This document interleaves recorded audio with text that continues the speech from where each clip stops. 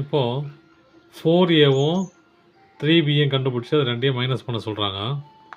இப்போ முதல்ல 4A கண்டுபிடிக்கணும். 4A அதாவது 4 இன்ட்டு A இல்லையா?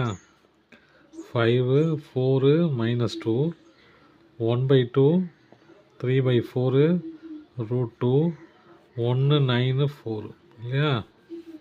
4 மல்டிப்ளை பண்ணால் என்ன வரும் பாருங்கள். 4 × 5 20 இல்லையா?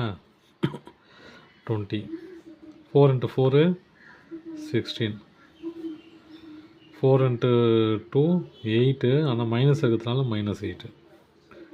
இங்கே 4/1/2 இல்லையா? 4 1/2 அது 4 × 1/2 ரெண்டும் கேன்சல் ஆச்சுன்னா 2 தான். அப்போ 2 4 3/4 4 4 கேன்சல் ஆகிடும். அப்போ என்னது 3 4 × √2 அது எந்த மாற்றமும் இல்லை. 4 × 1 4 4 × 9 36 4 × 4 16 4A கண்டுபிடிச்சாச்சு. 3B கண்டுபிடிக்கணும். 3Bங்கிறதுனாது 3 × B -7 4 -3 1/4 7/2 3 5 -6 9 3 × 7 21 இல்லையா? -21 ஆச்சுங்களா? அப்புறம் 3 × 4 12 3 × 3 9 ஆனால் மைனஸ் இருக்கிறதுனால -9. இது ரெண்டும் கேன்சல் ஆகாத வாய்ப்பு இல்லை இல்லையா? அந்த ஃப்ராக்ஷன் எதுவுமே கேன்சல் ஆக வாய்ப்பு இல்லை. அதெல்லாம் 3 × 1/4 3/4 ஆச்சா? அப்புறம் 3 × 7/2 21/2 அப்படி தானே? 3 × 7/2 21/2.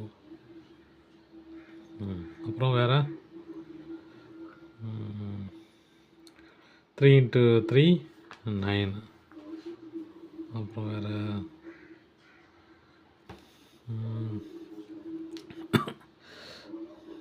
3 × 5 15 3 × 6 18 -18 3 × 9 27 வச்சுங்களா?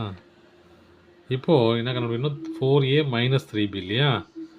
4A - 3B 4Aங்கிறது நமக்கு தெரியும் இல்லையா? என்னது 20 16 -8 2 3 4 √2 4 36 16 மைனஸ் என்னது இருக்குது இல்லையா? -21 அப்புறம் 12 -9 3/4 அப்புறம் 21/2 9 15 -18 27. இப்போ மைனஸ் பண்ணணும். அதுதான் வேலை. மைனஸ் பண்ண சொல்லியிருக்காங்க இல்லையா? அப்போ 20 மைனஸ் -21 இல்லையா?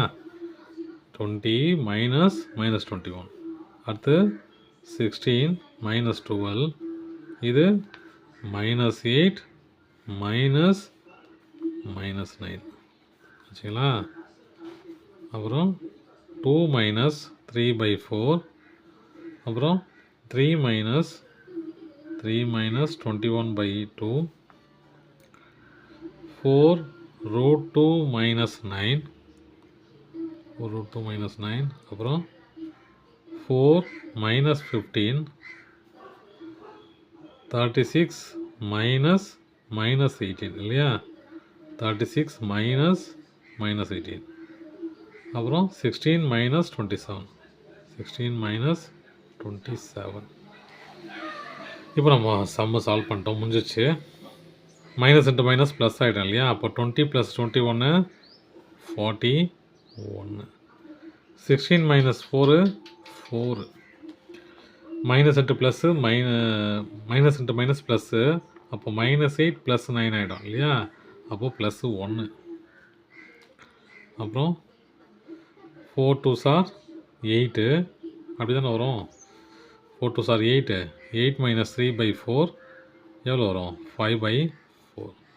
அப்போ இது 5/4. இங்கே பாருங்கள், 3 2 சார் 6, 6 மைனஸ் 21/2 எவ்வளோ கழியும்? -15/2 இல்லையா?